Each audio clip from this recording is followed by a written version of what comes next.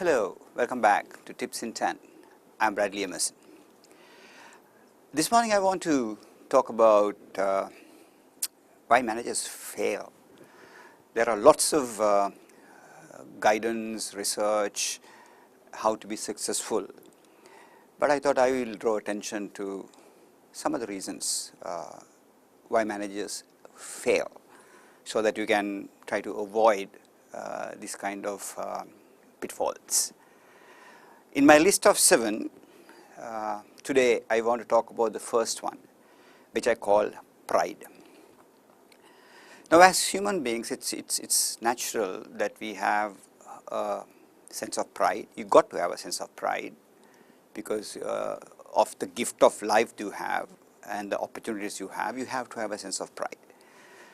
And appropriate pride, appropriate level of pride actually helps build your self-esteem, that builds confidence, and it's healthy to have a level of self-esteem, a level of pride. It's necessary for you to motivate yourself, and that's kind of a reward that you give yourself when you have a sense of pride. But the pitfall, or when does it begin to harm you as a manager? It does, because these are things that subconsciously drive your behavior. These are things that subconsciously shape your attitude. This is something that will also affect your interpersonal skills if you don't consciously control the growth of pride. Pride is a seed that can go into you and grow wild, and you tend to sort of enjoy that, and that is why you begin to crave recognition. You begin to expect people to stand up and salute you regardless of how you are, because you have a position, and that pride gradually gets you into some blind spots, and you lose your sensitiveness to certain things, and as a result, on the long run, you would fail. One of the things we need to understand as managers is that we by ourselves on our own are nothing. You've got to remember that. Our success will depend on the level of empowerment that is given to us, and the level of commitment that we inculcate and harness from the people working with us, and the level of cooperation we get from our peers. Let me repeat this. Our performance will depend on the level of responsibility we get from the top, the level of commitment we harness from the bottom, and the level of cooperation we get from our peers. So it's a top, across, and bottom influence our behavior. And when we don't control our pride, you build a wall around the top-down approach, the bottom-up approach, and side-in approach, and we get isolated. But you got to have pride. What happens when you are too proud? It drives you to a feel-good scenario. You feel good that you have achieved something, that you have people reporting to you and looking up to you, and there's a dependency from your top for your performance, and there is, don't forget, envy from the sides, and you enjoy that envy naturally. When you perform, you want your peers to envy you. So this drives the formation of pride, and which is a natural thing. But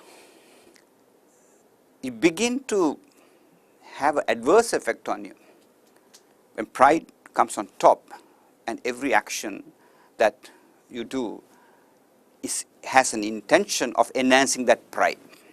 Now, this is where we tend to start losing focus, and this is where we start failing. When you do something with an intention of enhancing your pride,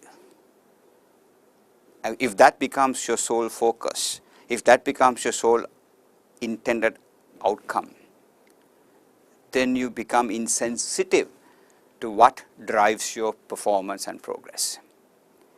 So therefore, you need to be sensitive to the people, top down, side in, and bottom up.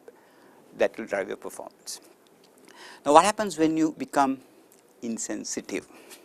When you get sort of a blindness, you get blind spots when you are proud. When you have pride, it clouds your thinking. It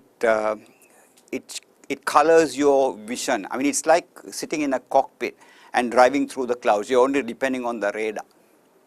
So you don't have a vision. You're only depending on the radar. Now your inner radar is made out of your values. So even if you have a cloud of pride and you can't see further, you're in a cockpit and a flight and you're running through massive cloud, you don't see anything. What drives you is the radar vision. The radar is what your inner value system is. So how do you control? You will know if you're getting irritated of something that is not happening. You feel it is going to affect your position, the profile, the perception of the people. And if you feel that's going to affect your level of pride, then you become insensitive to the area of people that you're contributing. We need to remember that we are not dropped to the top of the ladder. If you're dropped to the top of the ladder, you will never know how to come down. It's like the cats. I don't know how many of you have watched the cats climbing the tree. It will run towards the tree and it will climb the tree and then it will look down in confusion. How do I go down? So pride takes you to that kind of mindset. They come to a point and then you accelerate your growth of pride. And it starts blocking your sensitiveness to the people around you, people along the sides of you, and then you start to sort of override them. What is the first thing that you do when you're blinded by pride? You become blind to the fact that what keeps you down. I want you to share a little story about how you can relate it. I mean, guys, I am sure at one point of time or the other, we have flown a kite. Now, what keeps a kite up? You need two things for the kite to go high. One, there has to be wind against the kite. Kites would go up only when the air is against the face of the kite. So you got to face the air. You got to face the air that is blowing against you. And the most important thing is that the string is attached to the ground. If the string is not attached to the ground, you will not reach your altitude. You will just get drifted. So, if you want to progress in a career, remember the kite story. The pride is essential because you have been looked up. Oh wow, this kite is flying so high. Oh wow, this decoration of the kite is beautiful. You got to be seen. For you to be seen up there, you got to be facing the air. And most of all, you got to remember the string that you are tied to is firmly attached to the ground. If the string is detached, you're gone. So, remember, one of the reasons, and I just failed, is that they don't have control over their pride. It's good to have pride. It's good to have pride for self-esteem. It's a good motivator, but not to the degree that gets you blinded. See you at the next episode.